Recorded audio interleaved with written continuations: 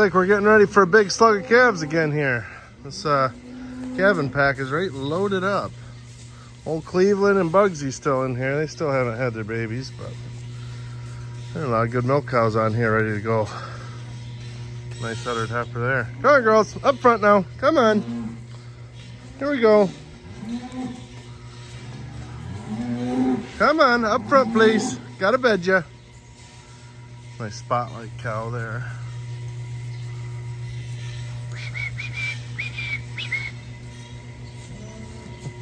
You got a dead leg, girl? You've been sleeping on your one leg all night, huh? Come on. Here we go. Here we go. Anyways, guys, good morning. Welcome back to the channel. I am Dalton. This is Armson Farms, the Footlong Farmer YouTube channel. We are going to dive into today. Got to get this barn cleaned up as usual. Go through fresh cows. And I'm going to go check on that hose over in the shop that froze yesterday. I'm probably not even going to attempt to do the liquid today, honestly. I'll probably just wait till Monday. And we got the second spreader running this morning. The hose got fixed last night, so we can run 2 spreaders today, digging sand. So we're probably going to dive right into that just as soon as I get all of these kind of morning routine chores done. Guys, if you're new to the channel, we are a dairy farm in Western New York, milking about 870 Holstein cows. It's a family farm established in 1942. We're located in Wyoming County.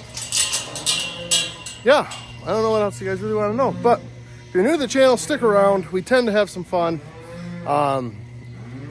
And yeah, we're going to be digging sand, laden material out of our liquid lagoons today. So follow along, hit that like and subscribe button, guys, if you haven't done that already, and we'll see what we can't get into here today. All right, we are underneath our box spreader. This grease fitting right here always gets neglected because it's in a terrible, terrible spot. As you can see, we are underneath the machine, right underneath the beaters. So it's usually just a disgusting place to be. It's not always the most easy place to get it. And generally, you're out in the field. But these brigs are both in the shop currently. So we're going to crawl under here and we're going to get them all done. Now the shaft, the rest of the way down the machine has grease lines that run to all the carrier bearings. So those are all on a grease bank. But for whatever reason, well, because these spin, you can't have these stationary. So this back drive shaft, I figured while it was in here, we'd crawl underneath here and get her greased. This grease bank here runs to all of the beater grease fittings, top and bottom. And maybe 1 or 2 of those carrier bearings. Another grease bank is possibly on the other side. But yeah, that drive shaft underneath, we have broken that a few different times in the last few years. Usually it's got a big wad of pack manure gets caught in these beaters and snaps it if the chain speed's going too fast, something like that. But every time I'm like, man, that is one dry U-joint. So we're trying to stay on top of that a little better because that's an expensive drive shaft to replace. This slinger's got probably a 12-inch round rock wedged in the auger, so we're gonna have to take that over. We got a chain wrapped around it. We're gonna take it over, use the loader and try to pop it up out of there.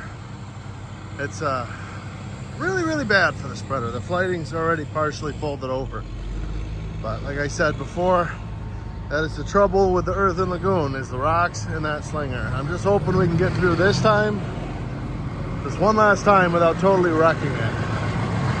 Are you good to try it?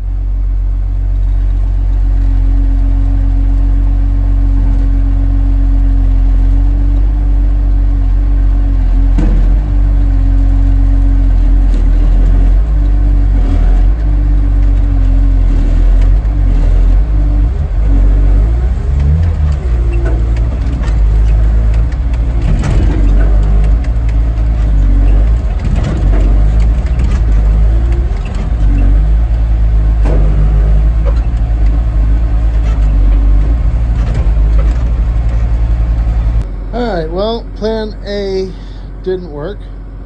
Caleb's going to get a sledgehammer, safety glasses, and I'm going to try to just bust the rock in half, maybe. I would have liked to have got the chain closer to the wall, but there was no room under the floor to get it there, so. Yeah, once it gets through the hammer, I'll beat on that and try to get it out. I almost ripped my scrotal sack here climbing in. That was no good. That'd have been a bad Saturday, so. Yep, hopefully we can bust this thing up. Oh, there she is. The hardest rock ever. What we had to do is put tension on it, kick the PTO on so the auger turned while the rock had tension on it. So we win, kind of. Alright guys, well, we have moved over. We're kind of setting where the pump used to sit when we would pull out of this lagoon, which is making for some major puckering going on, if you know what I'm saying. Some rear end puckering. You can't tell from the video, but we are at a pretty serious incline here sitting on this ramp, which is probably not necessarily recommended with a long arm. Let me turn. You got some water in front of you guys. Yeah, it definitely makes things a little hairier. Much rather be sitting on a level, but there's no way to reach out in there all the way, and we've done this before, so I know that it's doable. If I hadn't seen it done many times, I probably wouldn't be attempting it. But either way, you can reach a heck of a lot more the more you pull down in here. What we'll have to do towards the end, like we usually do, we get down in the hole with our old excavator and we shovel it over to this machine, because the 70 foot is not long enough to reach out into it. The nice part about being down in here like this is I can reach right out in there into the real deep stuff, so I'm not even anywhere near the floor to put into the slinger. And then what I do is when the box spreader comes down, I kind of scrape the stuff towards the bottom. But I guess what we've decided to do, we're going to hook up the off-road wagon next week, and we'll just start piling some of the stuff. So if it's at all close to the bottom and it's, you know, risking getting rocks or whatever in it, I'll just put it in the off-road wagon. We'll take it out into the field and we'll smear it out with a bulldozer another time. That's how we used to do it, but the problem is, if you didn't do a good job spreading it out, you'd have yellow spots in your corn from too much manure and not good enough drainage because you put so much manure in one spot. I don't think we'll have that problem with this stuff here, especially being that we're spreading the rich stuff as it is. The stuff we put in the off-road wagon will probably be more you know, dirt and stuff like that.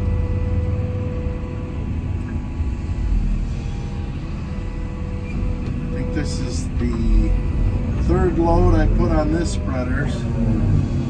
We've got 2 with the other spreader so far, so we should be able to do a pretty good number here today, running 2, hopefully.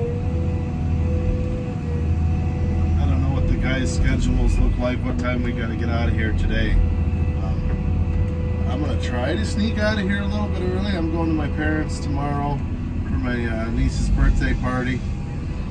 It's a 3.5 hour ride, so if I can get out of here before 5 o'clock, that would be nice. But we will see what the day brings.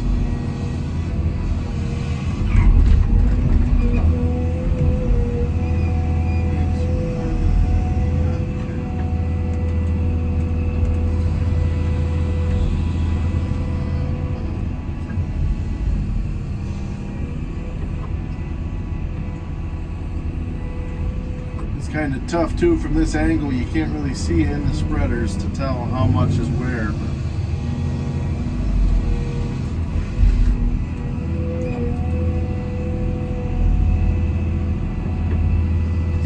those guys got eyes. They can move the spreader as needed. When they leave, I guess they're full.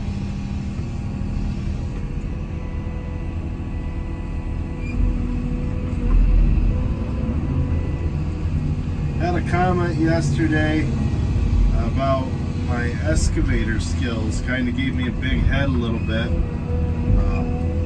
Wondering how saying I look pretty comfortable running one of these, wondering if that's just from the sand or what. So we do own 2 of our own excavators. We do a lot of our own tiling and pushing hedgerows back, stuff like that. So I do run a fair amount of excavator, although Grandpa's primarily the one that does it. But I'm kind of one of those people, and this is not bragging, but once I've ran something, I'm familiar with it. I can hop back on. It's like riding a bike. Again, that's not meant to be a brag. That's just meant to kind of explain. So even though I only run these things a few times a year, it's just 2 joysticks. It's not, rocket science to run these things. So once you've done it, you've done it. I haven't ran a 1066 in probably 15 years, but I bet you I could hop right on and go at it. It's just kind of, I don't know, that's just kind of how I was brought up. So, I don't know. I hope that didn't sound like I was bragging, because that's not what it was meant to be. Where are you at, Tyler? Whew. Alright, well, we'll wait for Tyler. Alright guys, well, we moved over to a different spot. I got that hole dug out as much as I can down there, so I'm up on a nice flat spot now.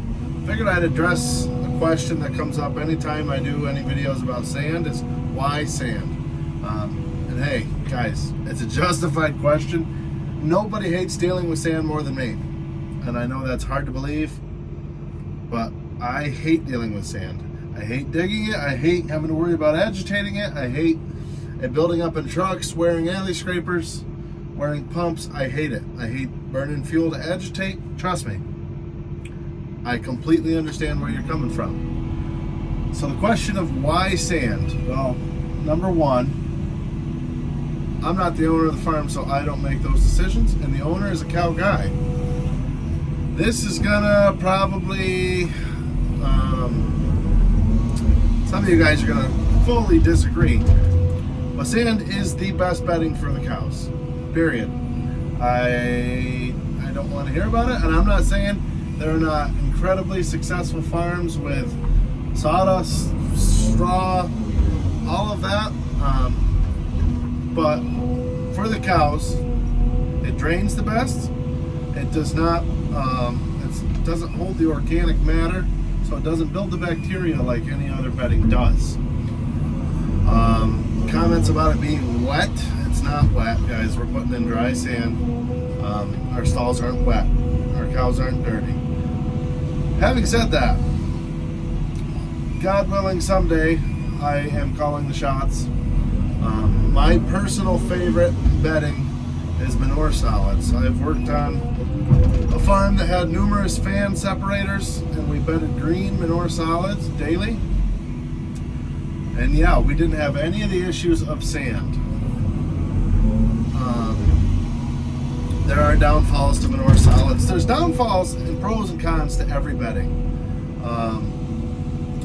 I just personally liked manure solids because you're using what you got.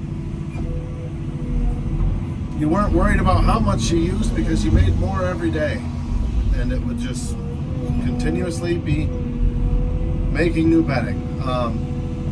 But let's talk about the pros of sand. Obviously, like I said, there's the bacteria issue that sand solves. It is a cheap bedding versus buying sawdust or buying straw. Straw's not cheap. Then you gotta chop it. Sawdust is really not cheap, and you gotta have a place to store it, which you do straw too. But if we were to go to sawdust, we'd have to build a shed to hold it, because around here, when you buy it, it comes in really, really, really big semi-loads, which is more than we would need all at once. So we'd have to build a commodity shed, which wouldn't be the end of the world. Pros of sawdust, I love. It brightens up your barn just because of the color of it, and the smell of sawdust is excellent. Downside, you get the dust. I really hate dust. But yeah, like it's, hold on just a second. I think we got, trying to see if this is ice or if it's a rock. I think it's ice, we're good. Yeah, so sawdust would be my number 2 behind manure solids, just because it smells good, looks good, and it is very dry. The big advantage, when I talked to my father-in-law about sand, he's petrified going to another bedding that the floors are going to be too, you get more cows slipping out. We very rarely have a cow split out. Sand adds the traction to the ground, and so you get less split out cows than other beddings, especially being that our herd is used to sand. Going from sand to a different bedding is tough. You lose a lot of cows due to splitting out, and I know there's going to be people that disagree with everything that I'm saying. I'm just saying from personal experience. A farm I used to work on, we bought, I think there are 4 dairies now, but when you buy a herd of cows that are on sand and you put them on manure solids or sawdust, the floors become slipperier. Also, that farm, one of their farms is milking 7,000 cows on sand. One of, the one brother prefers sand. And comparing the numbers, one herd to the other, heat detection was much higher on the farm in bedding with sand, and that comes right back to the cow's footing. When cows get better footing, they feel more confident to, be more active, to jump other cows, things like that, and that's with heat detection devices. That's not just visuals. Cows are more confident on their feet, they're more sure-footed with sand. So that's a big thing for my father-in-law here, is the footing. Now, we've talked about it many times, changing, because sand is a pain in the butt. But if we're prioritizing our cows and our milk quality, for us, right now, the best bedding, hands down, is sand. That kills me to say, because I hate dealing with sand. But our last test was 57,000 somatic cell count. That's pretty darn good, guys. Show me farms that are using other bedding that are consistently 60,000 or less year-round, milking, a fair amount of cows, that has that kind of quality. I don't know. Like I said, I hate sand, but for the cows, it's what's best for us right now, so that's why we do sand. We're open-minded down the road. Like I said, we've had a few large dairies around switch to manure solids with those fan separators. They're having excellent luck with them. When you do hire in custom manure guys, a drag line, it's almost half the money to pump separated manure versus raw sand manure, which is understandable. Hose ain't cheap, pumps aren't cheap, nothing like that's cheap. So I totally get that. So, we might be more apt to hiring in some of the manure done if we weren't bedding sand and we had to rent in a boat and pay almost double per gallon to get it moved. So I don't know, guys. That, like I said, I'm not disagreeing with you guys who are saying sand looks like a pain in the butt. I don't understand it. I don't know why you guys are using it. I fully get it. I fully get where you're coming from. I also had a comment about why we don't just have slotted floors in our barn. It's not the right climate in New York. I don't know anybody in New York that has slotted floors. It's too cold. I think we would get a lot of freezing. We would still have to scrape to keep the crust built down. It just doesn't really make sense in our climate for the slotted floors. Now, if we were in Pennsylvania or south, I would absolutely be not opposed to using slotted floors. But yeah, where we're located, I only knew one farm. That was definitely a rock. I don't think it was a big one scoring the box spreader. I only knew one farm that had it, and they didn't use it in the winter. In the winter, they daily spread everything and had to scrape it, and they put it into a manure spreader. And that just sounds like a nightmare. Like, if you're gonna do that, one, we can't do that. We can't daily spread. It's too much manure. If conditions aren't right, you know, it's just too much. So we can't daily spread. And here, let me spin you guys around. Now at least you guys can watch something other than me jabbering. So we can't daily spread like that. You know, it just didn't make any sense. So that's why we don't do slotted floors. We're just in too cold of a climate to do that. Also, I don't love the idea of when you have to pump, you know, opening everything up, ventilation, all of that. It's just, I know hog barns do it. I know dairy farms do it. I know there's no real risk, but it's I don't know. I just prefer a manure lagoon. That's me being stubborn. But again, the beautiful thing about dairy farming is every farm does it a different way, and it can work a different way for every single farm. You know, there's no two farms alike. We all do things differently, and we're allowed to have our opinions. I love hearing other people's opinions, except for the rude ones,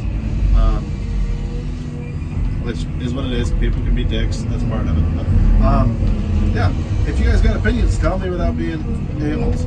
But yeah, that's why we use sand. That was a really long-winded reason, but it's just, right now, it's the best thing for our cows. It's a cheap bedding. It gives the cows good footing, and we have excellent milk quality, and we don't want to risk changing that at the moment. And I'm not saying changing would affect milk quality, but we know what we get with what we've got. And this, what you're watching right now, is the headache of it. But other than this, oh, one more benefit, big benefit, which we have talked about. If we were to switch to sawdust or manure solids, we would have to bed more frequently. Sand, we bed once a week. We groom once a week. Most guys that are bedding manure solids that I know of are bedding 5 days a week. Most sawdust guys that I know of are bedding 3 to 4 days a week. That's just around here. That's what people are doing. So that's a pretty major labor swing too, to take into consideration that we have thought about when we have talked about switching to manure solids. Is, hey, who's gonna do the more frequent bedding? And he's kind of scaring me here. He's backing right up towards me. Yeah, who's gonna do that extra bedding? Additional, it probably wouldn't be additional equipment cost, just because you factor in, yes, you're bedding more, but it's not sand, so it's less wear. So yeah, I don't know, guys. That's my long-winded response to the comment that I always get when removing sand manure is why sand. There's your 8-minute reason why. Tyler with the old XLT. Let's go. That thing is pretty sick. He's been talking about this sled now for all winter. I was just giving him his phone charger back. I should probably put it where he knows where it is here. Yeah, that thing is sick. We're starting a little rock pile here. We're gonna put those rocks right by our ramp in the new lagoon, just as a reminder of what a pain in the butt the earth in Lagoon truly was. Anyways, guys, that's gonna do it for today's video. Jack's gonna dig for another hour or so, but I'm headed to my parents. Like I said, it's 3.5 hour ride with the kids. So I'm gonna get out of here a little bit early. They're also gonna be getting out of here early. They're gonna try making it home for the football game. Not that it's a crucial game, but just playoffs, NFL, let's go. Cowboys fan, don't really have much to worry about. So either way, I'm gonna head out. We're gonna call it a weekend. Thank you guys very much for watching. Hit that like and subscribe button. We'll see you guys in the next one. Rock on, guys.